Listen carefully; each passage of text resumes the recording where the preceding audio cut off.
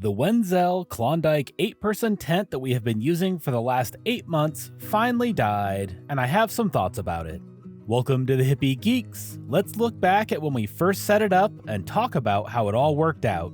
One of the first things that we bought for the move to Hawaii was this Wenzel Klondike 8-person tent. It sat in the garage for a couple of months before the move, and then we put it in our camper van to ship it across the ocean to Hawaii. When we got here, we didn't set it up for a bit either, as the thing is freaking huge, and we just didn't have a space for it. Well, fast forward a couple of months, and getting brushed by 2 hurricanes, and the other tent that we had been using gave up, so it was time to make a spot for the Wenzel, and we finally did by putting together this platform that you see us on now. The platform is made from 18 pallets topped with plywood, and it is just big enough to fit this tent on here. If you are curious to know how we build these pallet platforms, let me know in the comments down below, and if there's enough interest, we will record it the next time we set one up. On the Wenzel website, it lists the size of this tent as 16 foot by 11 foot, and it will fill up every inch of that space once it is all set up. The tent has 2 rooms. In the back is a bedroom area that is roughly 11 feet wide by 7 feet deep, and then there is a sitting area in the front that is roughly 6 feet by 6 feet. The tent is pretty easy to set up, and I could have probably done it by myself, but having Lindsay stand in the middle of the tent holding it up while I got the legs under it made it a lot easier. Now, getting the tent together isn't terribly hard, and even without a video, you would probably be able to figure it out just by following the instructions. What is more interesting to talk about, however, is how the tent has held up over the last 8 months that we have used it, and what the positives and negatives were after such a long-term use. Most folks are not going to have a tent set up for 8 months straight, and I think that these companies figure that most folks shopping in this price range will be setting it up for a couple of weekends per year when they go camping. We have had it out in the elements here in Hawaii for 8 months straight, and at the end of that time, this tent is definitely finished. The sun here is incredibly intense, and anything like this tent material just gets eaten alive after a while, and that is what contributed the most to us having to retire this tent. The rainfly insides started ripping, and with the amount of rain that we get here, that just isn't going to work out. I will say though that 8 months is more than I expected to get out of this tent, so I cannot really complain about that part.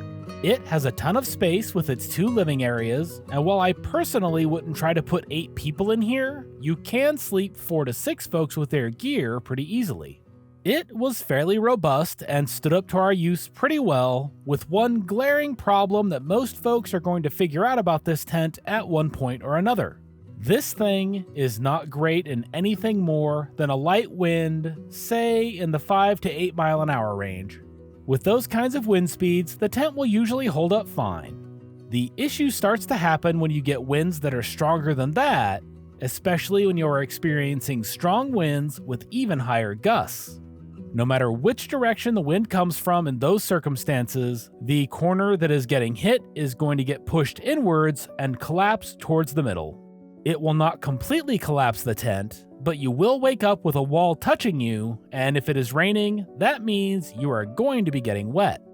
I tried a lot of different things to correct that issue, at first trying to move the existing guy wires that it comes with, and then adding more of them to different points, and then adding more supports to the corners with sticks, but none of it worked all that great, and eventually there would be a collapsed corner on the tent. The main reason that it didn't work, which is the reason the tent collapses, and is also the reason that it is so easy to put together, are all related. And it is the fact that there is no cross bracing directly between the tops of the 4 corner poles, just the 2 that arch over to create the ceiling. As the wind blows harder, those poles just shift and bend, and that is what allows the corner to eventually collapse inward every time. The thing that I figured out that finally stopped that issue was to put a center pole in the middle of the sleeping area that goes from the floor and was notched at the top so that it could go right to the center of the top of the tent under the ceiling poles. What this does is to keep the whole tent from being able to be pushed down and to the side, which lets the guy wires in the corner do their job and keep everything upright. It did make the space slightly less usable as you have a pole right in the middle of the tent, but I felt that it was well worth it to keep the sides from collapsing even in very strong gusty winds. Really though, this tent is intended to be a weekend camping tent, which is what I think a lot of folks are going to use it for, and as long as the weather is pretty calm, you won't even notice these issues. However, if you are going to be using it in a windy area, I would highly recommend trying to put a center pole in it like we did, as that completely stopped it from collapsing for the last several months that we used it. For the $180 that we spent on this tent, I would say we definitely got our money's worth out of it, and if I needed a tent in the future, I would definitely look into purchasing it again. If you have used this tent, I'm curious what your thoughts about it are in the comments down below. If you enjoyed this video, make sure to click on whatever other videos Google is showing on the screen right now, as you will probably enjoy one of those as well. Thanks for taking the time to watch this video, and we will see you on the next one.